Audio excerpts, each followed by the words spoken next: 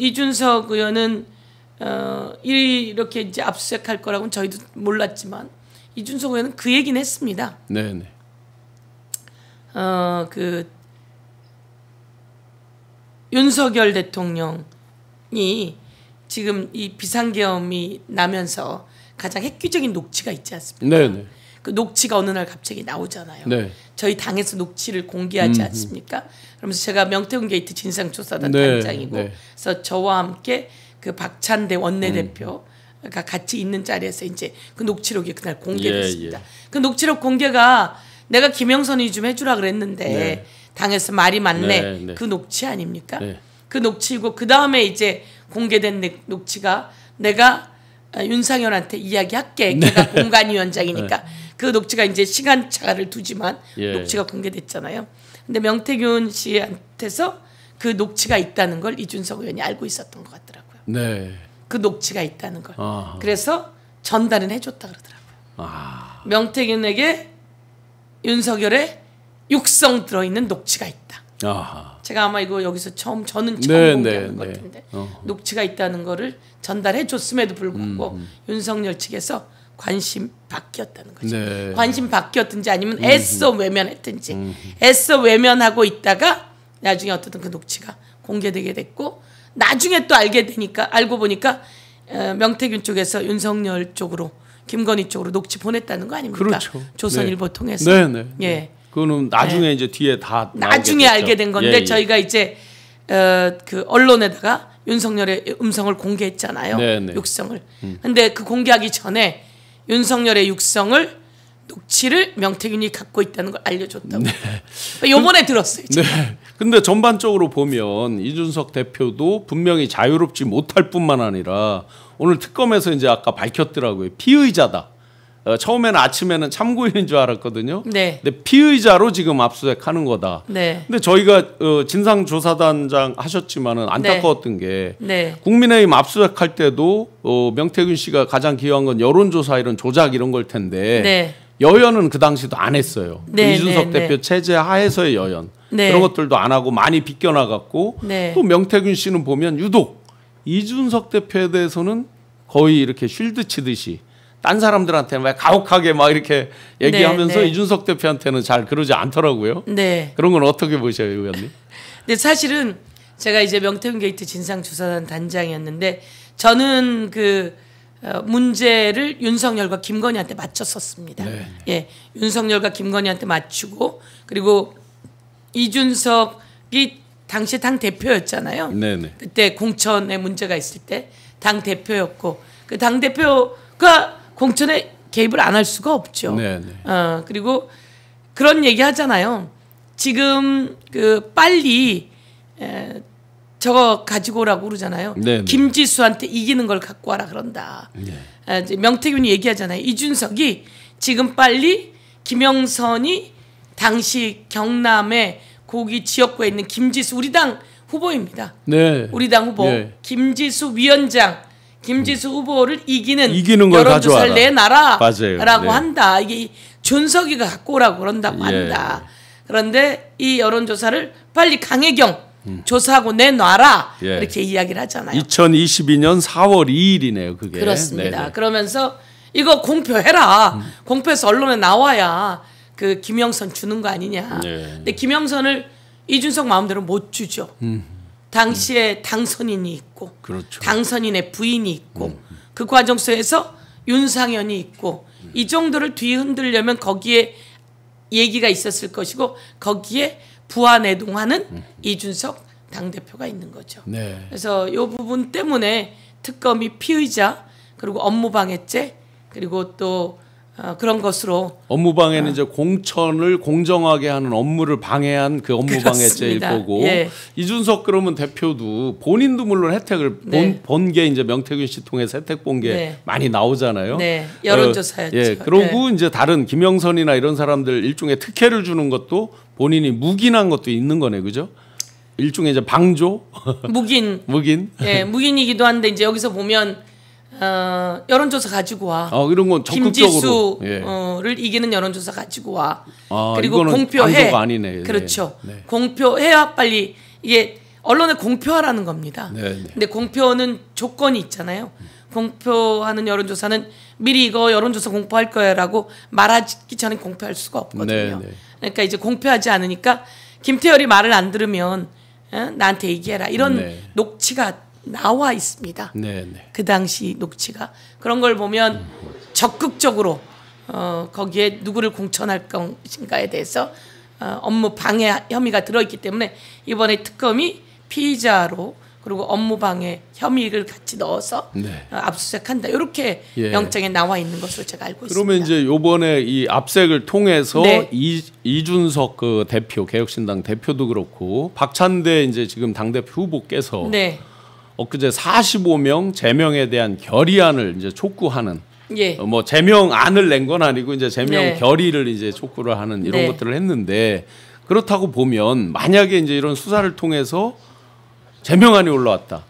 그러면 김용민 의원께서 제명안에 대해서 그 강한 발언을 하셨던 게 있었던 것 같아요. 이준석 체포동의안이 오면 제명이 아니라 체포동의안이 온다면 국회에서 신속하게 동의하겠다. 이렇게 이제 김용민 의원께서 말씀 주셨는데 의원님 생각은 어떠세요? 만약에 어떤 범죄에 의해서 체포동의안이 왔다.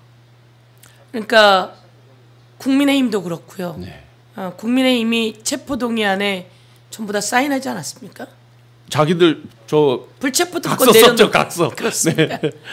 불체포 특권 내려놓겠다고 모두 다 각서 썼습니다. 그때 저 이재명 대표님을 공지로 모르려고 자기들이 다 각서를 썼죠. 그렇습니다. 불체포 특권 관련해서 서명했습니다. 그들이. 그래서 거기에 맞춰서 가는 게 맞다라고 생각하고요. 그들은 스스로 불체포 특권을 내려놓겠다고 서명했기 때문에 아까 말씀하신 이 윤석열의 내란, 윤석열의 불법 비상계엄은 엄연히 내란입니다. 내란에 대해서 그러니까 불법 비상계엄을 한 것도 황당해서 전부 다 입을 떡 벌리고 있는 거고, 그리고 여기에 가서 동조하고 부하 내동하고 또 윤석열 체포영장이 발부되어서 체포가 집행되는데 그것을 막겠다고 관저에 간 사람들 명단 아닙니까? 그런 사람들 전부 다 사실은 내란에 동조한 자들이거든요. 동조한 자들은 전부 다 사실은 즉각 체포 대상일 수밖에 없습니다. 이런 모든 것들에 대해서 이준석 의원도 마찬가지고요. 문제가 있다면 그들이 스스로 이야기하고 서명했듯이 그것에 맞춰서 체포영장이 온다면 그렇게 순리대로 가야 된다. 저는 이렇게 생각합니다. 검찰이 정말 책임을 방기하거나 실체적 진실을 드러내는 걸 질질 끌고 늘어지고 할 때 정말 진상조사단에서 맹활약을 해주셨고, 그렇습니다. 정말 저는 또 제 개인적으로도 늘 따뜻하게 잘 공익제보자 2호 돼서 이렇게 할 때도 늘 따뜻하게 해주셨고, 제일 서영교 단장님 의원님하고 기억나는 건 예화랑에 가서 현장에서 이렇게 했는데 그 뒤에 바로 이들이 건물 자체를 없애버렸어요. 맞습니다. 그런 황당한 경우는 정말 처음 봤는데, 물론 그들은 뭐 변명을 그렇게 하겠죠. 뭐 예정된 뭐 공사였다 이렇게 하겠지만 가서 그렇게 보고 사진 찍고 했는데 바로 건물을 다 부숴버렸어요. 아주 제가 인상적으로 기억이 납니다. 그게 공소시효가 이제 한 2주 남았나요? 8월 첫째 주니까 한 뭐 열흘 정도 남았겠네요, 대충. 안타까운 이제 상황인데 전반적으로 바로 기소해야죠. 글쎄요, 그 특검에서 그거는 빨리빨리 해줬으면 좋겠는데. 그러면 제가 지금 말씀하시는 예화랑 이제 우리 신용환 교수님은 제가 따뜻하게 해 드렸다고 말씀하시는데요. 제가 생각하는 건 그때 가장 훌륭한 공익제보자였습니다. 강혜경 씨가 가장 훌륭한 공익제보자라고 이야기를 하죠. 공익제보자 1호, 국정감사에 용감하게 나오겠다고 해서 윤석열과 김건희의 공천 개입, 그리고 여론조사를 사전에 후보 시절에 받아본 그 불법, 그리고 그 여론조사가 뇌물이라고 해서 뇌물로 받아서 김영선을 공천하게 되는 과정, 이런 것을 온 세상에 폭로한 사람이 강혜경이죠. 강혜경 씨를 우리는 기억합니다. 아주 그 용기, 그리고 세상을 바꾼 힘을 기억하고요. 여기에 강혜경 씨와 같은 힘을 온 세상에 만들어낸 사람이 있습니다. 그 사람이 바로 여러분 지금 이 자리를 진행하는 신용환 교수입니다. 아이고. 이 신용환 교수님은 저희도 신용환 교수님의 제보에 대해서 처음에는 신용환 교수님이 워낙 적극적으로 해서 어쩌면 따라가듯이 했을지 모릅니다. 따라가듯이 해서 그 예화랑이라고 이 정치인은요 출마했을 때 선거운동을 할 수 있는 공간이 정해져 있습니다. 선거사무소라고 등록한 곳에서만 선거운동이 가능합니다. 그런데 등록하지 않은 곳에서 선거운동을 한다면 그것은 불법이고요. 그 불법 선거운동을 하는 것은 유사선거사무소이고 엄청난 범죄입니다. 그래서 당선 자체가 무효가 되는 불법이 바로 불법선거운동사무소, 유사선거사무소. 이 유사선거사무소가 여러 군데가 있었다는 걸 온 세상에 처음으로 밝힌 사람이 신용환 교수님이고 그곳이 예화랑이라고 하는 곳을 한 군데 지목하시면서 저희들에게 가자라고 하는 제안을 하셨고 저희가 직접 가서 그곳에서 사진도 찍고 인터뷰도 했는데요. 정말 신기한 건 그거 지어진 지 얼마 안 된 건물이었거든요. 2000몇 년도에 지어졌어요. 2011년인가? 그때 지어진 강남의 건물을 이들이 재건축한다면 부셔버립니다. 그리고 용도를 변경, 그 다른 사람에게 명의를 넘기고요.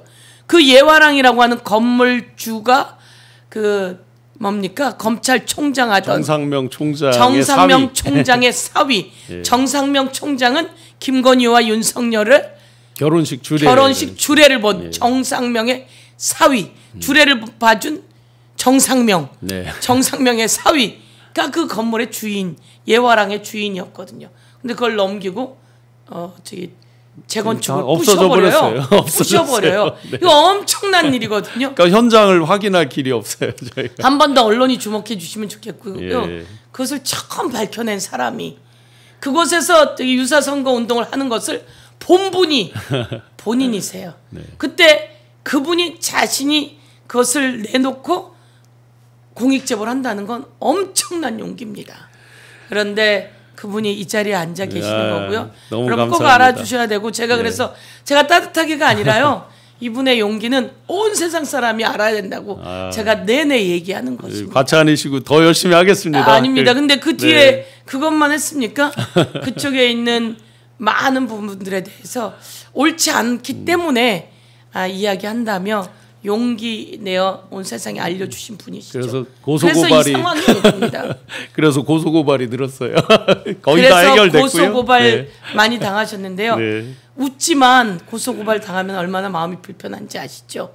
여러분, 제가 사회자는 아니지만 신용환 교수님께 박수. 감사합니다. 감사합니다. 온 세상 사람들께 제가 다시 한번 신용환 교수님을 알리는 그 홍보 전도사가 되고 너무 싶습니다. 감사합니다. 예. 희망님께서 서영교 의원님 파이팅 해주셨고요. 또 재미난 배인님께서 이준석 의원 압수수색하면 압수수색 당할 줄 몰랐을 거다. 그래서 혹시 많은 자료가 있을 수 있다라고 기대감을 표현해 주셨습니다. 그랬으면 좋겠습니다. 너무너무 감사드립니다. 이준석 의원이 잘못한 게 있으면 그것에 맞게 그 처벌이 이루어져야 될 것이고요. 그런데 또 한편으로는 윤석열 정권의 또한 그 윤석열 정권을 함께 탄생시킨 장본인이죠.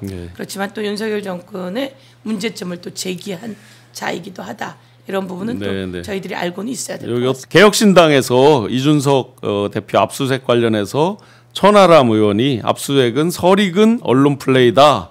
특검 수사에 적극 협조하겠다. 과잉 강제 수사를 멈춰야 이번 특검이 국민 신뢰를 받을 것이다.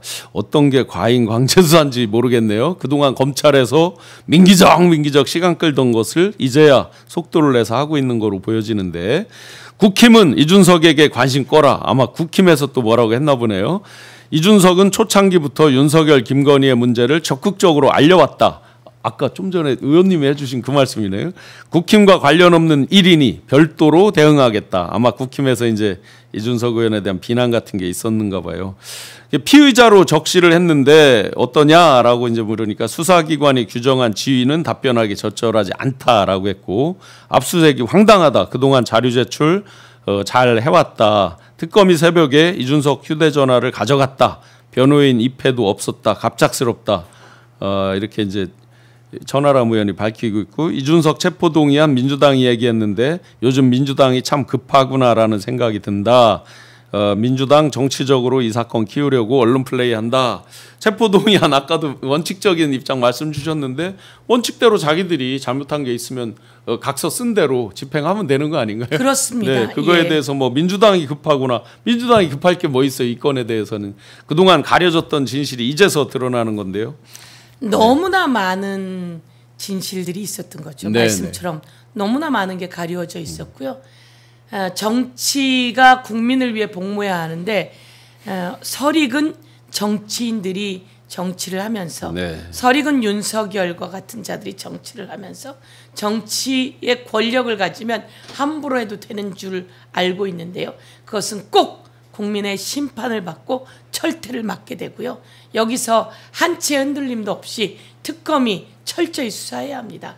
특검이 수사를 잘하고 있는데요. 그러나 저항도 만만치 않을 것입니다. 이 저항이 특검의 수사를 계속 발목을 잡을 수 있는데 더불어민주당이 특검이 제대로 수사할 수 있도록, 그리고 저항들이 발목을 잡지 못하도록 저희들이 또 더 앞장서야 한다 이렇게 생각하고요. 국민의힘 또한 지금 상황에서 훨씬 더 수사받아야 될 것들이 많습니다. 국민의힘에는 엄청난 부정과 부패, 이 권력이 갖는 그 뇌물성 그 자리 나눔, 네. 이런 공천 등에도 다 개입되어 있을 거지만 온갖 인사에도 개입되어 있을 것이고요. 그 과정에서 온갖 부정부패가 있을 겁니다. 네. 그래서 그 통일교라든지 뭐 이런 곳에서 온갖 뇌물들이 들어오잖아요. 그 뇌물은 빙산의 일각일 겁니다.